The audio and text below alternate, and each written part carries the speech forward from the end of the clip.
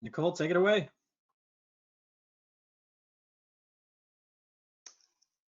Okay, hi. My name is Nicole Hoffman. I'm giving a presentation titled Attack on C-Suite Cheat Codes.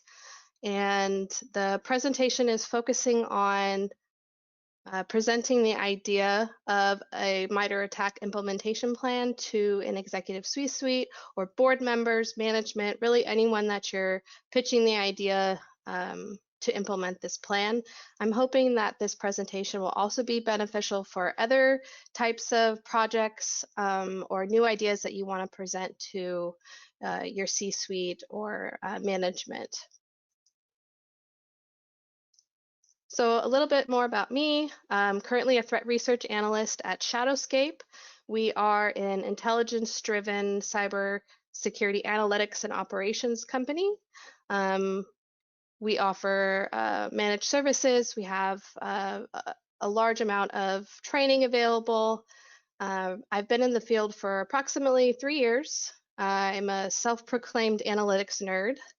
I love threat research and APT research, and I'm passionate about threat hunting. I am 4 courses away from achieving my bachelor's in information technology, which I'm very excited about. I just passed the Security Plus exam, so my first certification. I really enjoy competing in CTF events, specifically when I get the chance to hack web applications. When I'm not working, I'm typically hanging out with my kids, watching movies, playing board games, and I am a massive Marvel, DC, Harry Potter fan. I can't choose between the two, Marvel and DC. I just love them both, as you can see. So getting into the agenda, I did pick a video game theme just to make it a little funner. We are going to be going on a journey. We're going to be going into an introduction and talking about some of the challenges that I have personally faced and I have heard other people face and why I chose this topic. And then I'm going to introduce the topic of attack and what it is and how it can benefit your organization. I am not going to get super technical in this talk. I want to focus more on the communication with C-suite. So I'm going to try as hard as I can not to get super technical. I'm going to talk about how you can prepare for a meeting with executive staff, and things you can do before you start researching, things that you'll need, things that they'll ask. Then I'm going to be discussing the 3 R's that executives really care about, which are risk, regulation, and revenue, and discussing how you can apply those to the attack framework and how they can benefit the organization. And then we're going to be stopping off at educate and empower REEF to go ahead and go over how you can, just like it sounds, educate and empower your C-suite as well as your staff members about the attack framework. And then we're going to do a recap at Conclusion Cove. So we've got a lot of content to go over, so I'm just going to hop right in. Hopefully I don't talk too fast, but I want to make sure I get everything in on time. So I've wanted to talk about the attack framework in a conference talk for a long time, ever since I first wanted to speak at a conference, but I wasn't sure where to go or what specifically to talk to. I'm so passionate about the attack framework that I was concerned that it would just be like, oh, look at my fancy toy. So I started researching on Twitter and reaching out to people like, what would they like to hear about? What would be the most beneficial? And a lot of people said that they needed help with the implementation of attack, but not so much for the technical strategy of implementation, but the communication with C-suite or management and getting them on board. So that's why I decided to choose this topic and try to bridge the gap between the technical cybersecurity individuals and the executive suite or board members or any member of management. So one of the major things I want to note before we get into it is that executives and C-suite, all of these individuals, they're just people. They're not, monsters or reapers.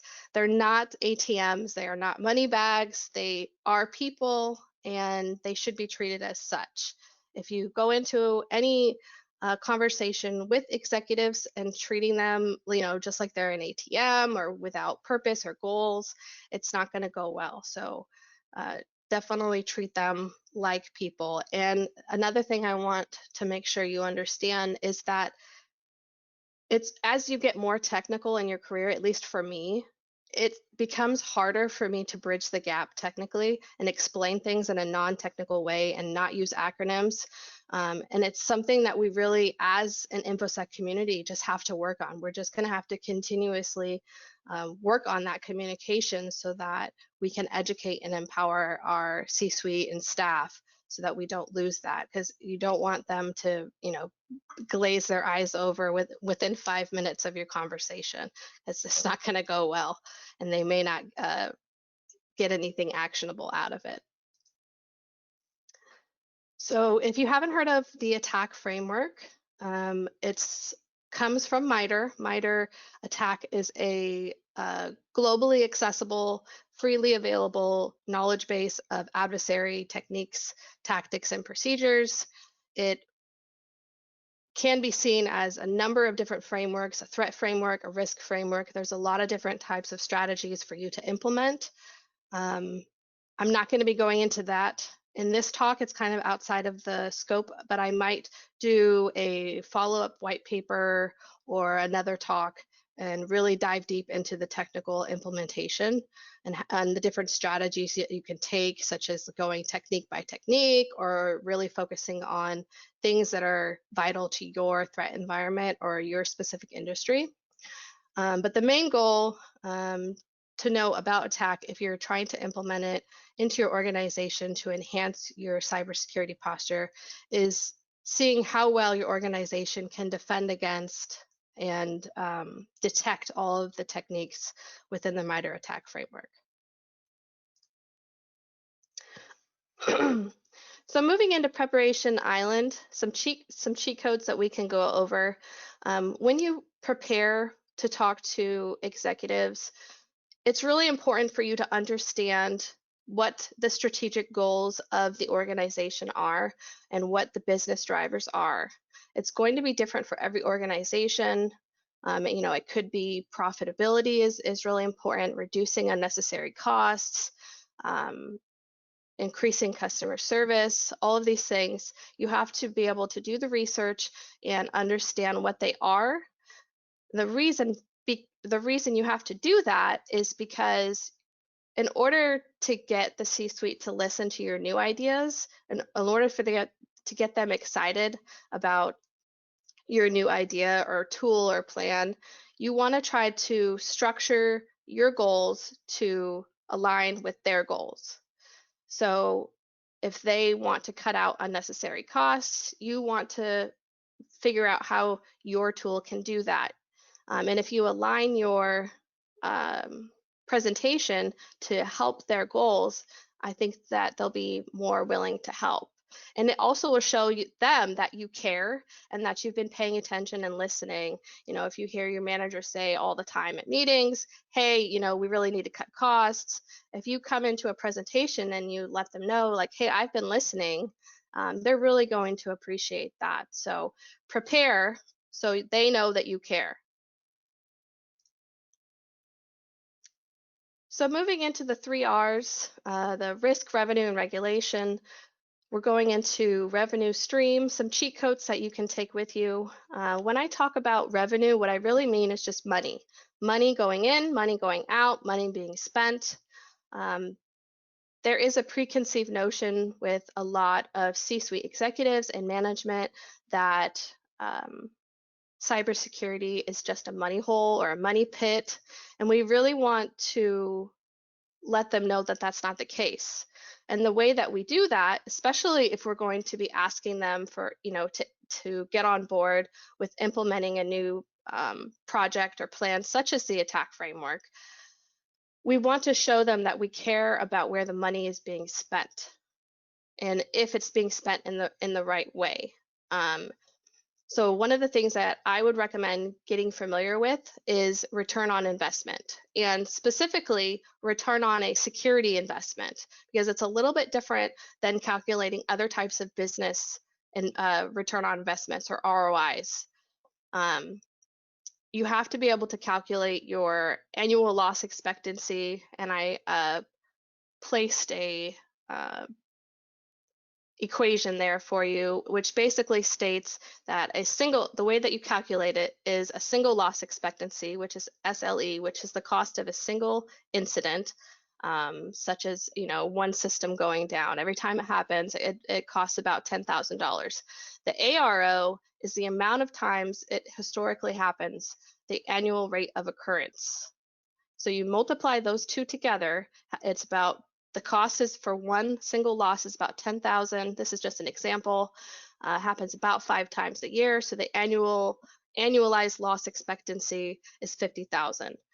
And to calculate the return on investment, there's a couple different ways you can do it. I would recommend researching and finding out what works best for you and your organization, because you can just take the cost, the cost of implementation, the cost of a tool, and determine if it really lowered the annual rate of occurrence, if it lowered the amount of times it happened. And you really have to start calculating impact. And there's a lot of different ways that you can do that.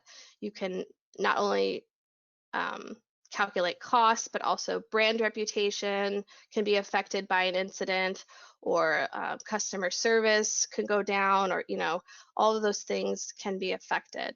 So I highly recommend getting familiar with how to calculate return on investment for cybersecurity products. And where the attack framework comes in is, depending on the strategy that you choose to implement the attack framework, whether you go technique by technique, or if you have the resources to do, a bigger haul of techniques, it's going to force you to get really comfortable and really familiar with your network and infrastructure, and you'll be able to determine if the tools that you have are actually doing the job that they're supposed to be doing. Are they actually detecting what they say they're detecting? And you'll be able to take it a step further and perform those return on investment reports for your executive team, to be able to allow them to know that the money that is getting invested in these security products are worth it, and that you care about where money is being spent. Because if you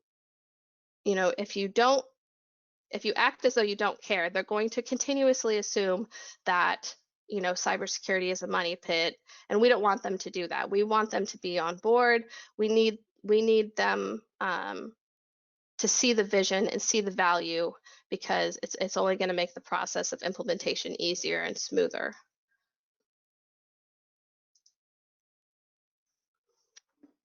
So moving into Risk Mountain, some cheat codes. Just like calculating return on investments, I highly recommend you to determine how to calculate risk specifically to cybersecurity events. And when I was taking a cyber risk class in college, I saw a cyber risk matrix, or a risk matrix similar to the one in the corner of the screen, and I could not figure it out. I was extremely confused. I kind of just guessed my way through, and it wasn't until I was at my current organization at Shadowscape, and that we were talking about the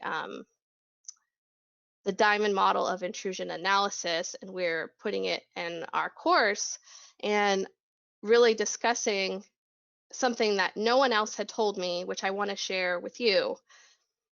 To be able to determine, the likelihood that someone's going to attack you, the issue that I faced was, how am I going to determine if, Joe Schmo down the street is going to attack me versus, the business next door? I don't know how I would determine their likelihood. And the thing that a lot of people didn't tell me, specifically in my cyber risk course, was you have to assume that you're already being targeted to be able to calculate risk intelligently. So the way that you calculate it is you have to assume someone already has a vendetta against you. A hacktivist is out to get you because they disagree with your, political stances or anything like that. You have to assume you're already being targeted. You know, what is the likelihood, let's say, that your website is going to be defaced? Do you have mitigations put into place to prevent that? If you don't, the likelihood is greater. And then obviously determining impact, like we talked about earlier, there's a lot of different factors with cybersecurity impact that you really have to talk about within your organization and how you want to calculate it. But it could be loss of customer service, could be brand reputation, and obviously the cost of an incident. So lowering the likelihood of attack lowers your risk level. And it took me a long time to figure that out. So I kind of wanted to share that aha moment with you guys, because that's something that I learned while working at Shadowscape, while putting together our training. So some of the cheat codes, now that you kind of understand how to calculate risk for cybersecurity occurrences, I would suggest going into a deeper dive into that and educating yourself so that you can then educate and empower your C-suite or management on how you calculate risk and how the mitigations that you put in place based on the risks that you identify with the attack matrix will help you. I just lost my place. You want to empower them with you'll be able to identify risks as you go through the attack implementation. And once you're able to identify the risk, you can identify and calculate the risk level, you can mitigate them, and then you can allow your C-suite to make informed decisions based on that risk. And you won't be giving them a false sense of security. You'll be actually able to give them a more substantial, solid numbers based on your analysis during your assessment. And another thing that the attack framework allows you to do, like I said earlier, is it allows you to actually focus on industry-specific threats or threats that are specific to your environment, whether it be Windows, Linux, and you can allow them to know that you're be able to identify those types of risks, because executives care a lot about risk and how to mitigate risk. Whether it's cybersecurity or business, it's still risk, and they'll understand mitigations to lower the risk levels. And for this, I would suggest, so that they could see it, I would suggest doing a proof of concept with maybe one or two techniques. You map your coverage and determine your risk level, show them how you can calculate that risk, and show them lessons learned during that process of your proof of concept, so that you can, if you say, let's say something didn't work, or you saw something could work better, then you can go ahead and put that in your implementation plan and say, moving forward, if we're going to be doing it this way, these are the things I think would work better based on this proof of concept. And those are some real numbers that they would really appreciate, so they know kind of what they're getting into and how they want to attack it, or what strategy they would like to take. So moving into regulation, I don't know how many times I have heard, well, we passed the audit, so we're good. Unfortunately, it's not always the case. What a lot of people don't understand is that compliance audits are like a screenshot of your security controls in a single moment in time. And a lot of times you prepare for those, and it doesn't necessarily mean that your cybersecurity posture is really good if you pass an audit. So cybersecurity, a well thought out cybersecurity program should pave the way for compliance. It shouldn't be the other way around. Compliance does not lead to security. If you have the available resources and time and effort to be able to have an audit and compliance department that's separate from the information security department, though that staff will really appreciate the fact that you have a well thought out security program instead of just trying to focus on, well, let's just implement all of these compliance regulations because then we'll be good. Because if they know what, they are great recommendations, but they're not necessarily a full thought out program that you can continuously improve and maintain.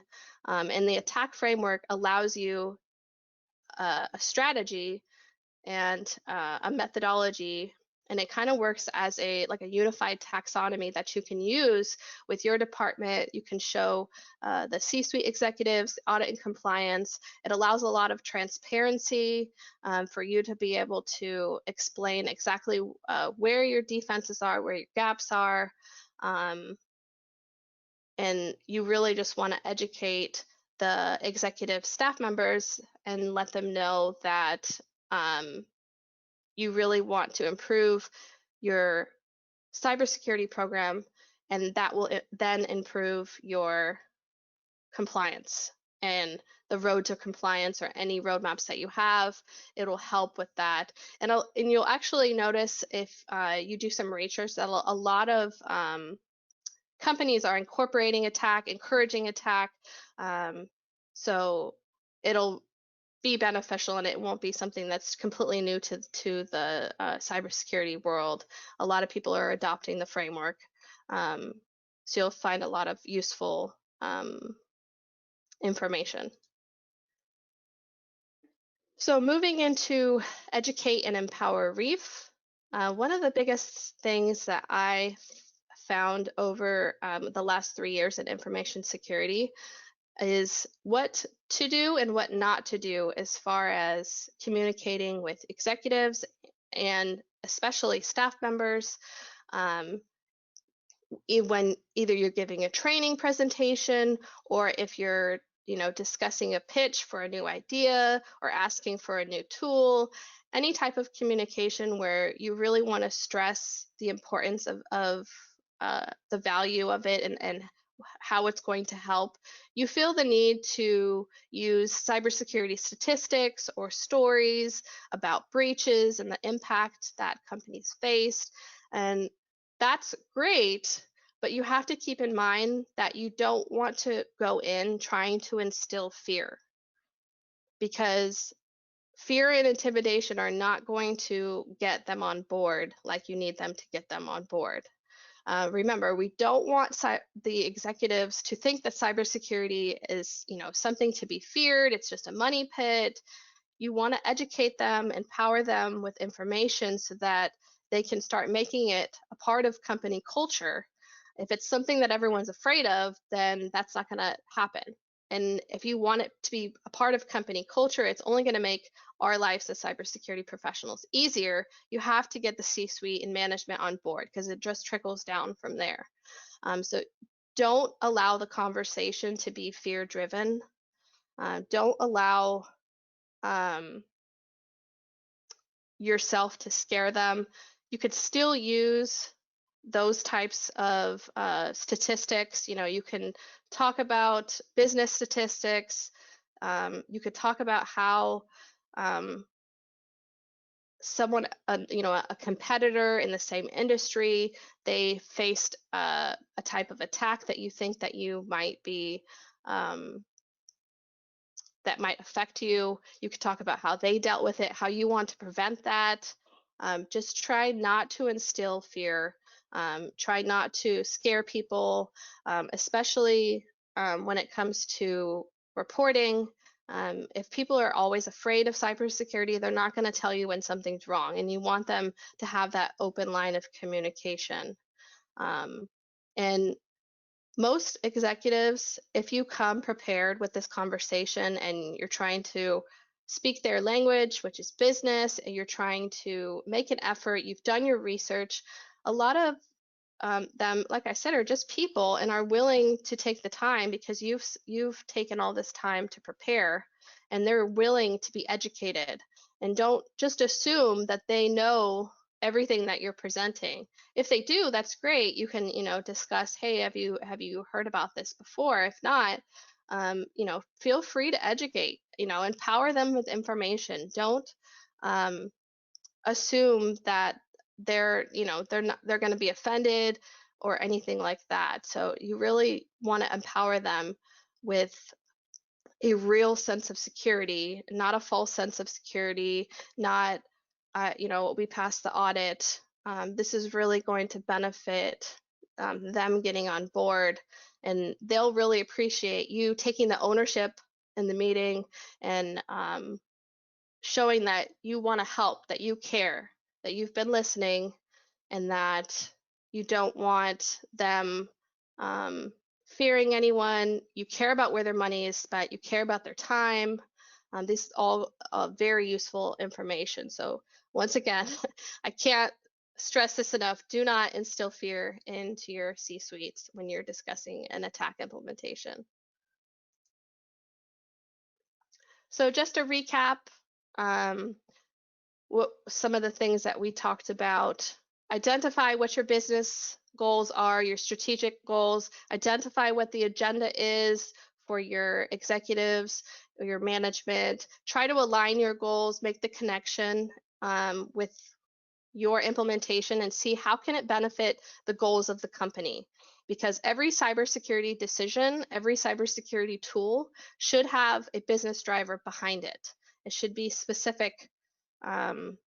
It shouldn't be questionable. You should be able to know, like, this is a well thought out logical reason why we have this. We have this web application firewall because we need our website up, and we identified this flaw. So these are all things that you need to be able to do, and educate yourself on how to calculate return on investment, annual loss expectancy, single loss expectancy. These are hard numbers that executives like to see. They want to know the cost. They want to know how is it going to reduce cost? Is it worth it? And specifically for the ATT&CK framework, as you go through techniques and as you test your tools, and you'll be able to determine if they are indeed worth what you're paying for them. And you want to be able to show them, once again, that cybersecurity is not a money pit. It is something that they should be investing in. It should be a business driver in itself that is required for operations.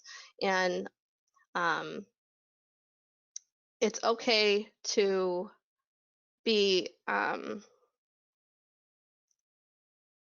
to use statistics, remember, but don't instill fear. And when you're calculating cyber risk, I would use a lot of visuals so that they know. Do a proof of concept. They get an idea of what they're getting into when you start doing it on a larger scale, depending on your time and resources, depending on your strategies. All really good information. And I would recommend putting all of this in an implementation plan and having it for them ready when you have that conversation. I would choose the channel of just a face-to-face communication if you can. Obviously, during the current pandemic, if you have to do it over Zoom, that's fine. You can definitely do it that way or in a presentation form, but definitely have that report for them so that they can see the hard numbers and see that the work that you put into it. So I'm going to make my slides available after the talk, but I wanted to share these are just all of the cheat codes that I went over and a lot of the resources that I used. Most of the methodologies that I talked about, I really learned at my current organization, Shadowscape.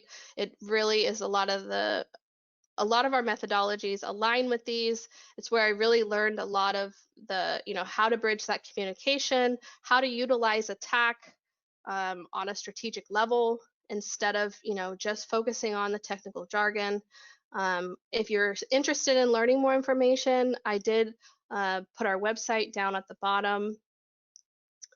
We do have a intelligence-driven cyber security analytics and operations course where we discuss a lot of this information in more detail.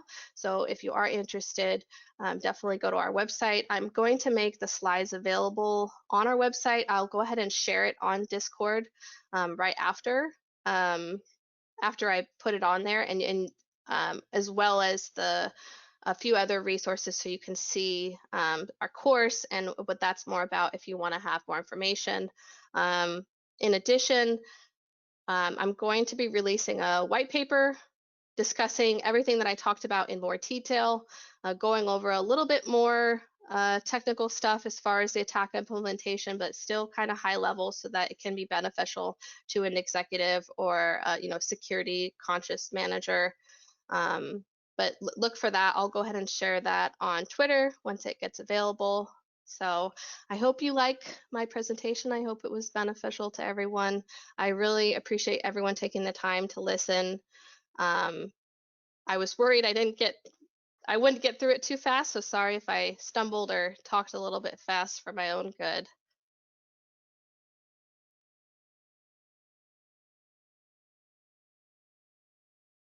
That was awesome, Nicole.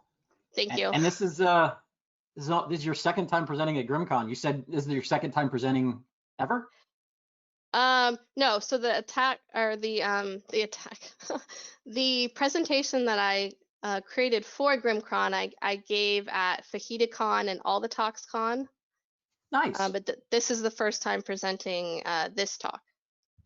Awesome. So was this driven by any specific experiences that you might be able to talk about or give us some kind of example from?